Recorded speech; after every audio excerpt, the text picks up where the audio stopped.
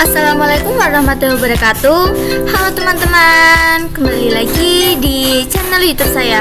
Nah, pada kesempatan kali ini kita akan membahas tentang bab 3, yaitu networking models. Langsung saja kita ke materinya.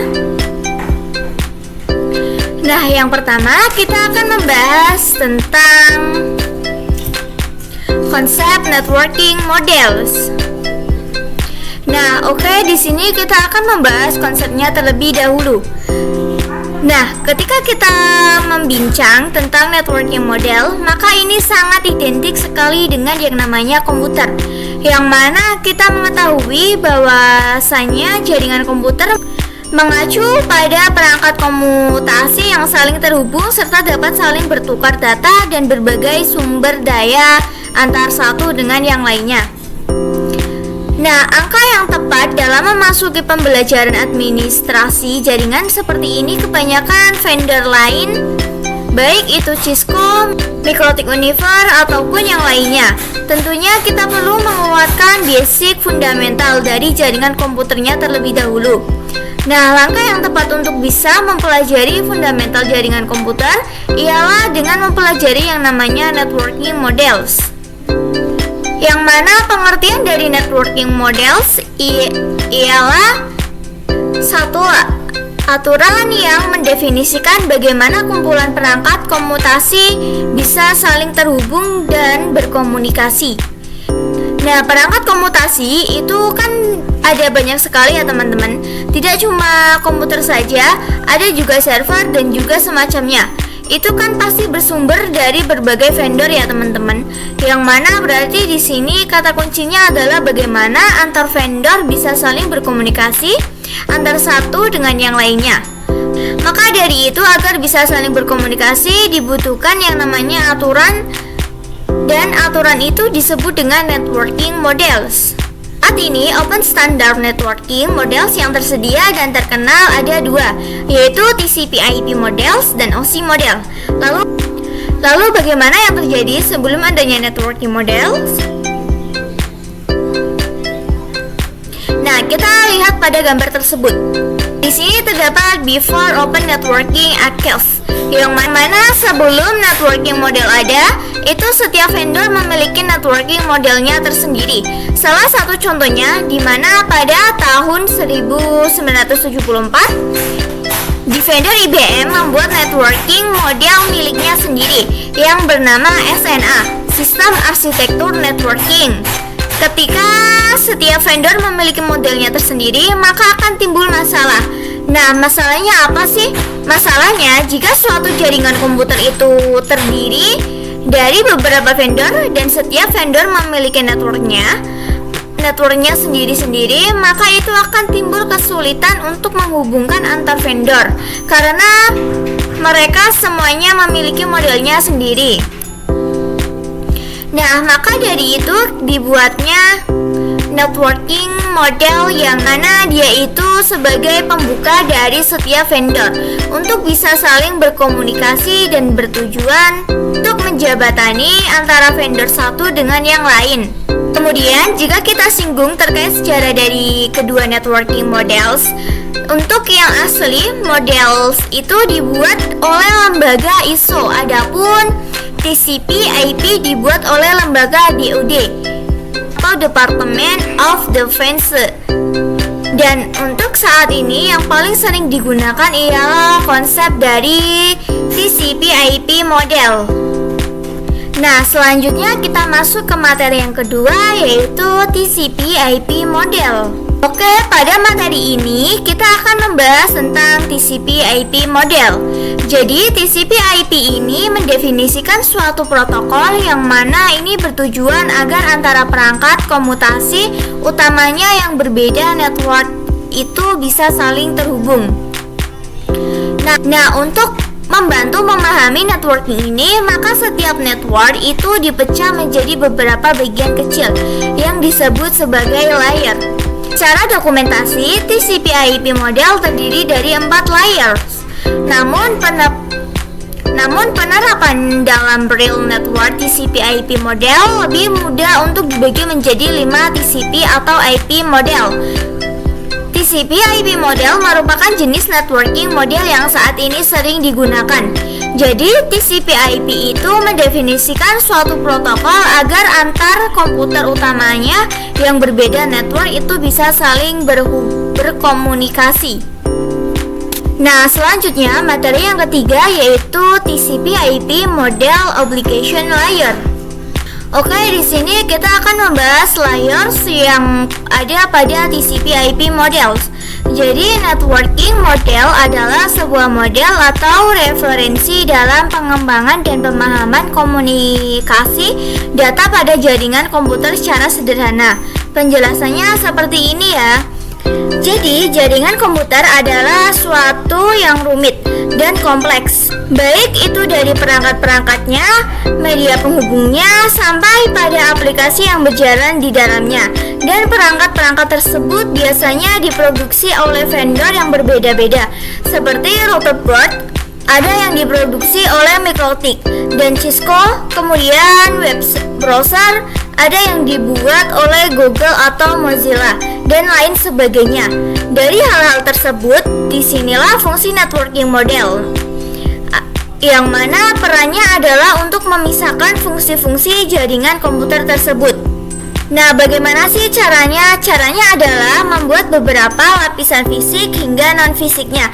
Pada setiap lapisan terdapat kumpulan-kumpulan atau aturan yang harus diikuti oleh setiap komponen agar dapat saling berkomunikasi dengan komponen yang lainnya.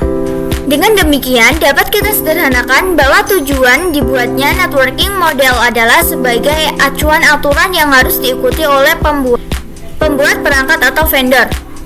Nah, di sini kita bisa lihat perbedaan yang menggunakan networking model dan yang tidak menggunakan networking model. Teman-teman perhatikan di sini networking model yang digunakan oleh website ini adalah opsi model yang terdiri dari 7 layers.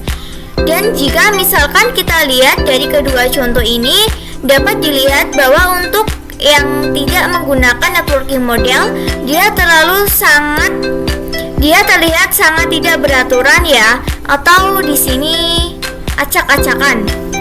Oke, langsung saja di sini kita akan membahas layers yang ada pada TCP/IP model. Nah, yang pertama di sini ada application layers, yang mana application layers berfungsi sebagai alat penghubung antar muka dengan aplikasi, mengatur bagaimana aplikasi dapat mengakses jaringan, dan kemudian membuat pesan-pesan berskala. Di antara contoh service dari application layers itu seperti HTTP, POP3, SMTP, SSH, dan sebagainya. Sebagai contoh, saya akan mengambil yang HTTP. Kalian bisa perhatikan gambar topologi di sini. HTTP itu digunakan ketika kita mengakses suatu web server. Misalkan ketika klien merequest website, nantinya web server ini akan memberi jawaban dari request kliennya. Yang mana ini terdiri dari HTTP header dan kemudian ini adalah data-data hasil inputannya. Nah, kita lanjut ke materi berikutnya yaitu TCP/IP model transport layer. Nah, kita akan membahas yang transport layer. Jadi fungsi dari transport layer adalah menyajikan memberi service ke application layers, yaitu sebagai transfer data. Untuk transport layers tersendiri terdapat dua protokol yang sering digunakan yaitu TCP dan UDP. Perbedaan dari TCP dan UDP bisa kalian lihat di sini, atau untuk yang lebih jelasnya kalian bisa searching saja di browser. Nah, di sini fungsi dari transport layer kan kita sudah mengetahui ya, bahwasanya adalah untuk menyajikan atau memberikan service ke application layers. Nah, salah satu service tersebut yang disajikan oleh transport layer, sebagai contoh di sini saya akan menggunakan yang TCP, yang mana salah satu mekanisme yang disediakan oleh transport layer khususnya pada TCP itu adalah error recovery mechanism. Bisa kalian lihat ilustrasinya di sini ya. Cara kerja dari error recovery ini ketika ada klien yang merequest website, di sini output dari transport layer itu terdapat TCP header yang nantinya akan diproses dan nantinya akan ditransport ke perangkat jaringan. Yaitu di sini ada pada layer ketiga. Nah, masalahnya adalah bisa saja respon yang diberi oleh website.com itu terdapat error. Mungkin pada jaringannya terdapat overclock ataupun lain sebagainya. Maka jika terjadi seperti ini, nanti klien akan request lagi. Jadi pada layer kedua ini kan nanti cloud.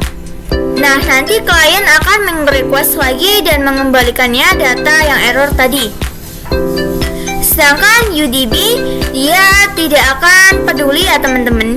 Jadi nanti dia akan melakukan request lagi web server, terus nanti si web server akan reply dengan HTTP header dan juga UDP header.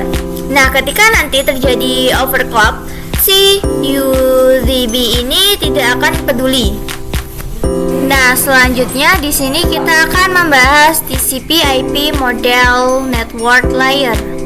Oke, kita lanjut yang network layer. Kalian bisa perhatikan di sini ya, bahwasannya untuk network layer hanya terdapat satu contoh, yaitu IP, yang mana IP sendiri berfungsi untuk menyambungkan satu perangkat ke perangkat lainnya, dan IP menyediakan dua fitur yang sangat penting, yaitu addressing dan routing, yang dimana berfungsi untuk menangani konektivitas dan pemilihan jalur.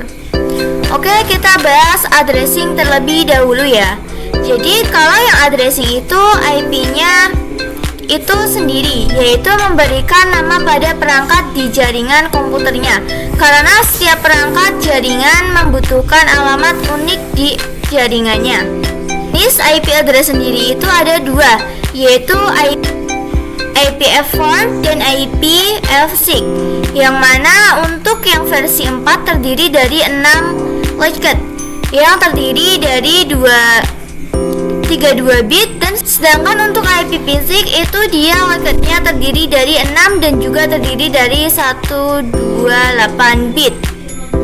Di sini kita bisa mengambil contohnya untuk yang addressing. Jika misalkan suatu perangkat IP memiliki IP 108.1.1 dan perangkatnya memiliki IP 192.168.1.2. Selama mereka memiliki nama, maka jika keduanya ingin berkomunikasi, tinggal ditunjuk saja alamat IP-nya. Kemudian untuk yang routing adalah salah satu fitur yang disediakan pada IP di bagian network layer yang bekerja layaknya kantor pos, yaitu mencari rute tercepat untuk sampai tujuan. Nah, kalian bisa perhatikan di sini untuk contohnya. Nah, routing ini jika kita ingin mengirimkan paket untuk A dan B itu kan pasti kita akan mencari kantor pos yang terdekat. Dan nanti dari kantor pos terdekat kita akan difilter rute tercepat mana yang bisa mencapai alamat yang dituju dengan cepat.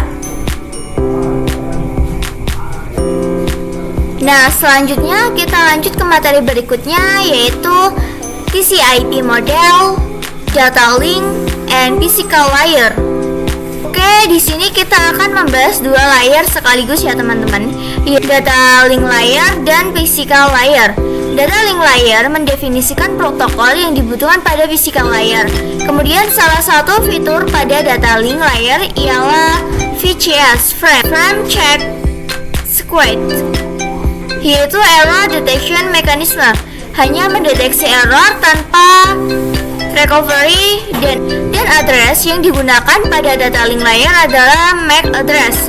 Sedangkan physical layer mendefinisikan coupling pada suatu jaringan komputer atau mendefinisikan secara fisik apa yang digunakan untuk menghubungkan antar device-nya. Nah, jika kita ingin berkomunikasi dengan perangkat lain, kita pasti membutuhkan perantara yang bisa menghubungkan perangkat kita dengan perangkat yang lainnya. Jadi physical layer itu mendefinisikan secara nyata kita dapat menghubungkannya menggunakan wordle atau mungkin wireless. Nah, dalam hal ini biasanya kita menggunakan kabel UTP. yang berbasis Word ya teman-teman. Sedangkan jika kita menggunakan gelombang elektronik itu untuk yang berbasis wireless. Nah, selanjutnya kita lanjut ke materi encapsulation and decapsulation. Oke, di sini terdapat istilah encapsulation and decapsulation. Nah, encapsulation itu memiliki misi, yaitu membungkus data dengan beberapa header. Nah, bisa kita lihat pada ilustrasi gambar di samping. Jadi, jika kita memiliki data yang awal mulanya berawal dari encapsulation layer, yang kemudian diarahkan ke transfer layer. Nah, ini ditambahkan DCP header ataupun UTP header. Pada bagian di sini nama dari message ini adalah segment. Jadi ketika data sudah dibungkus dengan DCP header atau UTP header, maka bagian message ini dinamakan dengan segment. Kemudian ketika kita sudah sampai bagian transport dan ingin diteruskan ke layer berikutnya, yaitu ke layer network, di bagian layer network itu akan ditambahkan dengan IP header. Jadi awal mulanya dari data kemudian ditransport layer ditambahkan dengan TCP header, dan di bagian network layer itu akan ditambahkan IP paket lanjut. Ketika sudah sampai data link tersebut, ketika kita arahkan ke data link layer, itu nanti akan ditambahkan data link header dan juga data link tailor. Nah, pada bagian ini, nama pada message ataupun pesan pada layar ini dinamakan dengan frame. Hingga ketika sudah sampai data link layernya, ketika dia ingin masuk ke layer berikutnya, yaitu layer yang terakhir ke bagian physical layer, itu nanti dia sudah menjadi berbentuk byte. Ketika suatu sender ingin melakukan pengiriman paket data receiver. Nah, maka proses yang terjadi pada networking model ini dinamakan dengan proses encapsulation yang dilakukan oleh sender ketika sender ingin mengirimkan paket ke receiver. Maka ketika sudah sampai ke physical layer atau sudah sampai ke receiver, yang mana nanti pada proses receiver ini akan dilakukan proses decapsulation. Jadi decapsulation itu artinya perubahan agar menjadi data lagi. Jadi pas sampai di data link berbentuk seperti ini, nanti pas sudah sampai ke network layer itu, nanti data link header dan data link tailor akan dihapus. Kemudian sampai ke arah transport layer, nanti IP paketnya akan dihapus juga. Dan ketika sampai ke arah encapsulation layer, ke arah pengguna TCP atau UTP headernya juga akan dihapus, sehingga servernya sudah bisa menikmati data yang diterima. Nah, selanjutnya yang terakhir kita akan membahas materi OSI model. Nah, oke, yang terakhir di sini akan membahas tentang OSI model. Nah, untuk saat ini model yang sering digunakan hanya TCP/IP, karena untuk dari sisi perkembangan protokolnya atau modelnya TCP/IP lebih dominan dibandingkan OSI layer. Namun OSI layer biasa dipelajari karena mudah dipahami. Sebelum networking model, ada setiap vendor membuat atau memiliki networking model masing-masing. Nah, karena setiap vendor memiliki networking model yang berbeda-beda, maka komunikasi antar vendor sulit dilakukan. Jadi usaha untuk membangun suatu komputer sangat besar, banyaknya vendor tadi itu. Bagaimana upaya agar tetap bisa berkomunikasi dengan baik antar vendor satu dengan vendor yang lain? Oleh karena itu, dibuatlah sebuah model atau sebuah standar atau spesifikasi minimum oleh ISO International Organization for Standardization pada tahun 1984, yaitu dengan nama OSI, yaitu Open System Interconnection, atau bisa kita sebut juga OSI 7 Layer Model. Nah, untuk OSI model terdiri dari 8 layer ya. Layer antara TCP/IP dan OSI model itu sama ya teman-teman, cuma bedanya di application layernya. OSI model application layernya dipecah menjadi 3, itu application, precision, dan session. Dan lainnya adalah pada new of message-nya.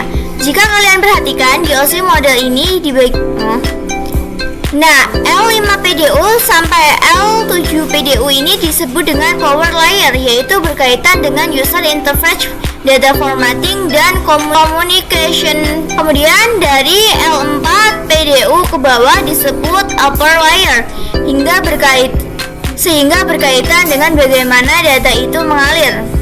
Nah, oke, mungkin cukup di sini saja penjelasan saya pada materi bab 3.